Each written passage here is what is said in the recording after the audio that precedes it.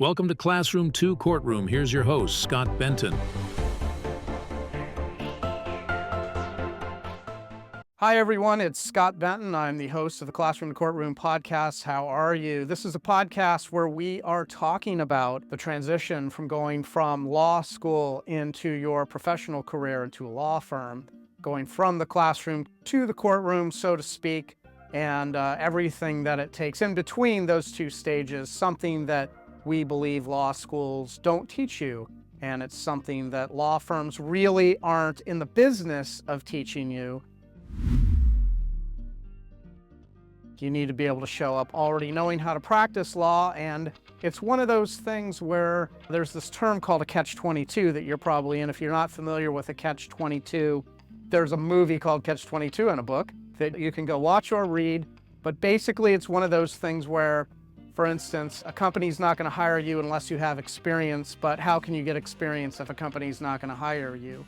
And so it's a problem that you're going to have that you're going to need to solve one way or another. In this case, how are you going to solve your catch-22 dilemma that you're in when you've just graduated law school? You've passed the bar, you have your ticket as a practicing attorney, but you've never worked as an attorney before. And one of the issues that you're going to confront is how exactly to practice as an attorney. How are you going to practice as an attorney, given that you've never actually done that before? Maybe you've been a clerk at a law firm, or you've been a summer associate somewhere, but you haven't really been given a stack of cases for which you're responsible for because you're not an attorney. Generally, in those situations, you're working for an attorney who is providing you with case tasks that you then go and do the research for. Maybe you're writing letters, or you're looking up some laws that will help that attorney to prepare for his case. Maybe he's got a trial coming up or something like that, and you're helping the attorney with the trial. But there is going to come a point where you're the attorney. That's what this is all for, right? You're going to law school, you're studying for the bar, you're passing the bar, and now you are applying for jobs in law firms. Now, there's a thing that happens a lot of times when people who are looking for their next legal job or their first time position as an attorney is they go into these interviews and they'll say to the interviewer that I need training. That comes up all of the time. And the truth is that you need to know how to practice as an attorney before you get that first job. But in that catch-22 scenario, you don't necessarily have that experience. No one's really taught that to you before. So we need to know how to go and get that information. One of the things, of course, you can do is watch or listen to the Classroom to Courtroom podcast, which is the very reason that we're putting together this body of material in the first place. We want to arm you to the teeth as well as we can so that you can go into your legal career as you transition from being a law student to a legal professional. So one of the tools that we want to give you and that you're going to hear about on this show over and over and over again, in fact, it's built entirely on this concept that I'm about to tell you. This whole show is exploring something that we call the success cycle. Now, law schools are busy trying to convince you that practicing law is a very difficult thing to do. It's very hard to practice law as an attorney. But the Classroom to Courtroom podcast is taking the flip side of that, and we're telling you that not only is it easy, but it's also fun. Practicing as an attorney, it should be fun, and if you're doing it correctly, you're doing it well, and you have the tools that this podcast is going to provide to you, you're going to find that your days are going to fly by, that it's going to be a fun, almost adventure every single day that you show up to the office. And one of those tools that you will hear on this podcast discussed over and over and over again, either in its entirety or in its component parts, is the success cycle. Now, what is the success cycle? It is a 3-part process that you are going to use that sort of overlays every single activity that you do on a case as you are working on cases as an attorney. Now, you're obviously going to do this as well if you're a law clerk, if you haven't gotten your bar results back yet, or maybe you're doing a summer internship or something like that. But basically, there are 3 parts to the work that you're doing. It is contained in the success cycle, and the 3 parts of the success cycle are this. You're going to make your to-do list, first and foremost. That's the most important thing. You need to look at your case, and you need to decide where the case is in its process. You need to know what the objectives of the case are and why you need to do the work that you need to do. When you've determined that, when you've read through the case notes and you understand all of those pieces of the case and where it is, where it's going, why it's going there, what the objectives are, what sort of the legal goals are that the client is hiring you for, at that point, you know where that case is and you know the next steps, probably the next few steps. Those steps need to be put down on your to-do list for that case. Now, each case is going to get its own to-do list. You could even say each case is going to get its own success cycle. On your to-do list for this case, you're going to put down those items that are the next steps that need to be taken. Now you're going to move on to the second part of the success cycle. So the first part is the to-do list. The second part is getting it done. You're going to do the work that you've listed out on your to-do list, and you're going to complete those assignments. You're going to complete those tasks. So now, instead of case review and writing down those items that need to be completed, you are now completing those items. And you're generally running a clock on those. You're generally spending time on those individual items until they are completed. You're focusing on them until they're done, and you're able to check them off your checklist, your to-do list.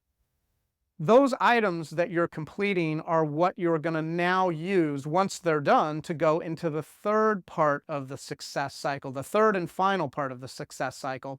And that is, you want to bill for your time.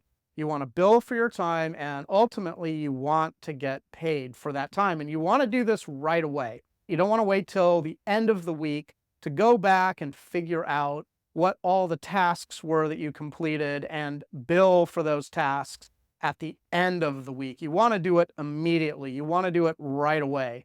So you want to complete a task. That's step number 2 of the success cycle. You made your to-do list. That was step number 1. You completed those items on your to-do list.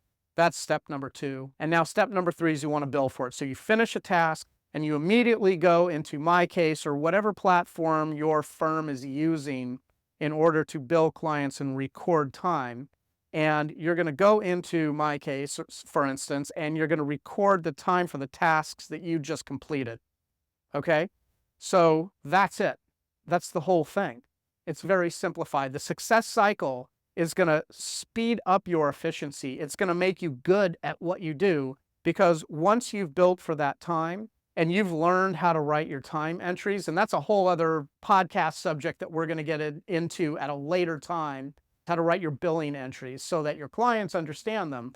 There are essentially 2. There's block billing, which is you lump it all together, but you don't want to do that. You want to stay away from block billing. You want to do it this way, because this way helps you list out your billing on the individual items that you've completed that have come from your checklist. You want to go in and you want to bill the client for those activities that you've completed, those legal services that you've delivered to them. And then here's the key, you want to start over again. Okay, so it's just 1, 2, 3, and start at 1. 1, 2, 3, start at 1. And you're going to repeat that ad infinitum. You're just going to do that over and over and over again for days and weeks and months and years, and throughout your entire career.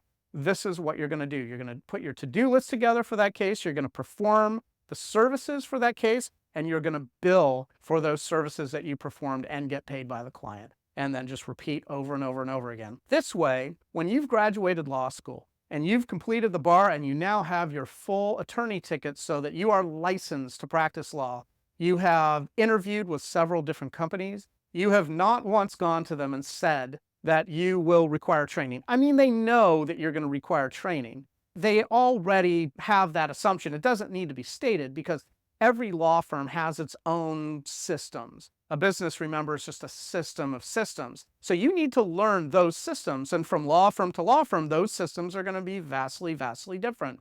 So yes, they're going to provide you training. That's a given. You don't need to make that statement. And you don't need to feel like, because it's your first attorney job, that you're not going to know how to work as an attorney. Yes, you didn't get trained in how to do that during law school or while you were training for the bar. Your expectation might be that the law firm's going to train you how to do that, but the law firm's expectation is that you're already going to know how to do that, because their goal is not to teach you how to practice law. Their goal is to render high quality legal services to the clients that have hired them. And you need to be able to show up in those interviews and show up at that job and have that firm know that you're going to help them with their problem. Their problem that they're trying to solve is having people come in to deliver those high quality legal services. And that's exactly what you're going to do. And how are you going to do it? You're going to do it with the success cycle. Very, very simple. It's going to make your job